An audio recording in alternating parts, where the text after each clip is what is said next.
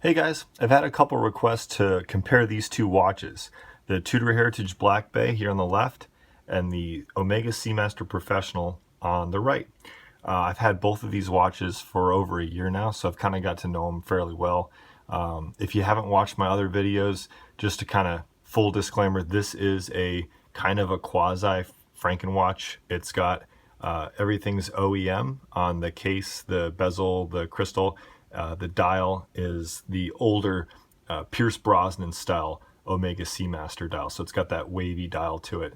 And the movement, it's an ETA 2892, which is the base for the movement that's in the original watch. It's a coaxial escapement, which is added onto the ETA 2892. So just wanted to bring that up before we start kind of getting into this. And I'm showing the watch and you see why is there a wavy dial on the ceramic bezel? Well, that's why.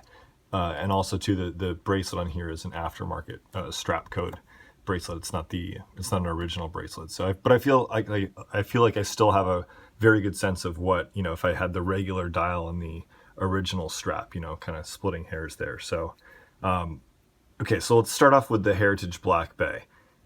This watch, I think, immediately appealed to me because you get a taste of Rolex. I think everyone that is going to buy a Tudor is kind of, they know what they're getting into. They want a taste of the Rolex craftsmanship, the heritage, all that stuff. So that's definitely there. It's got that kind of vintagey look to it.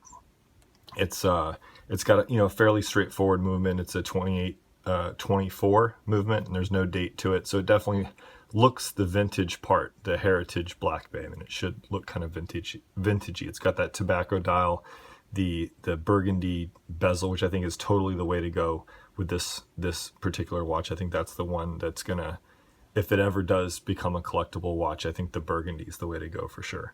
The things I don't like about this watch, and I'm comparing these directly, if you have they're very similar in price. I looked on Joma Shop right now, and they're both $2,700. You can get the Heritage Black Bay for around $2,000 used on eBay.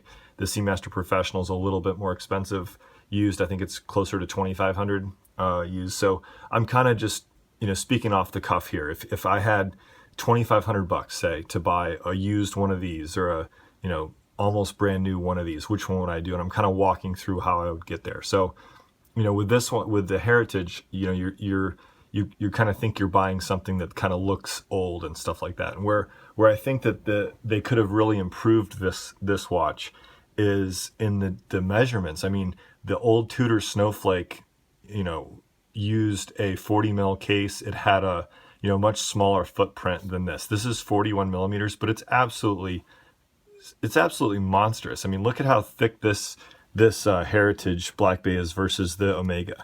I mean, you can see it's a pretty big difference, and you definitely feel that on wrist. It's a big watch, and so I think for it to kind of go after that vintagey appeal, it's just kind of like, why would you make it so big and tall? I think it would be no contest between these two. If the Heritage Black Bay was 40 millimeters and it was a lot thinner, like the same thinness as a regular Submariner, and if the sides of this case wasn't polished, I mean, it's kind of, I don't know, it feels like more like a dress watch, like a bona fide dress watch with this polished case. I think if it was brushed and it had lug holes and it was smaller, I think this would be no contest. I think the Heritage Black Bay would pull ahead. You could argue that maybe sometime way down the road, it would just, is that watch 40 years old or is it 70 years old? You don't really know. I think I know they were trying to be a little different than just the regular Snowflake that was 40 mils and a little bit thinner.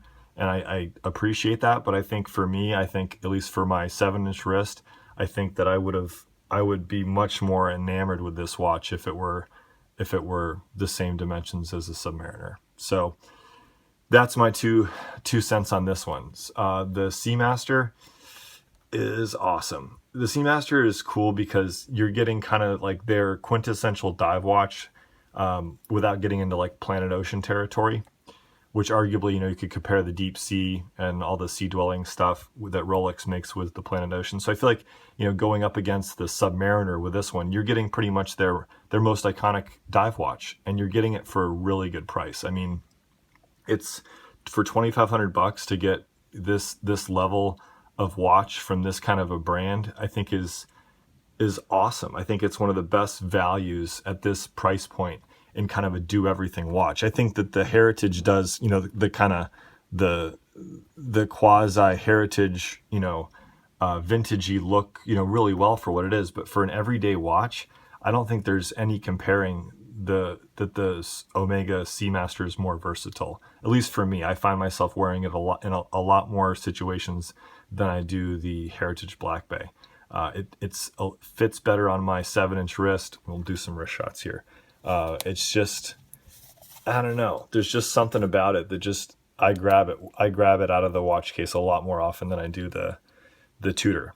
And I think that's what kind of people were wondering. So, I mean, it's a perfect fit on my 7-inch wrist. I think it's awesome. I love the ceramic dial. I love my Franken watch. It's awesome. And let's go with a wrist shot of the Heritage Black Bay. So, excuse my CDs. I had to prop up the watch cushions with something. So, let's go with the Tudor. I don't mean to bash the Tudor so much. It's just kind of, I think it's based on, my lifestyle, my wrist size, all that stuff is, why I'm recommending the Seamaster more. But, this one still fits really well. I'm still keeping it. This is the ETA version. So, I'm sure if you're up on watches, you know that they've since now transitioned to a in-house movement for their Heritage Black Bay line. So eventually, these will kind of, they might become collectible. I don't know. They probably made so many of these Heritage Black Bays, it's going to take a long time for it to become collectible, if ever. But, I'm certainly going to hang on to it as a watch collector. I think it's a cool watch. I don't necessarily want to pay, 8 or 10 grand for one of the real old snowflakes that's in the better size for me, the 40 mil case. So for me, I'm definitely going to hang on to it. I don't wear it nearly as much as I do the Omega that I have. So that's pretty much, kind of the comparison I'd have to make. I think if you want more of a kind of a do-it-all watch, if you're going to kind of rely on it for more of everything and more situation and more versatile, I think the Omega really checks off a ton of boxes, and it's just an awesome watch. And if you're really kind of more interested in just kind of like that vintage look, it can still dive, it's still durable, and you're willing to put up with the polished case and maybe all the nicks and scratches that can kind of come along with that, and you don't mind a little bit heftier watch, I mean, the Tudor is still awesome. It can still do, everything that the Omega can do. It's just got a little bit more distinctive look, and that may not be limiting for some people. So that's kind of my 2 cents. If you guys have any more specific questions between the two, I didn't get into a whole lot of this, the specification differences. You guys can probably, open up a couple tabs between the websites and compare those themselves. I just wanted to kind of speak as an owner of the two watches and give you some feedback. So if you have any other, specific questions, put them below, and we'll catch you guys in the next video. Thanks for watching.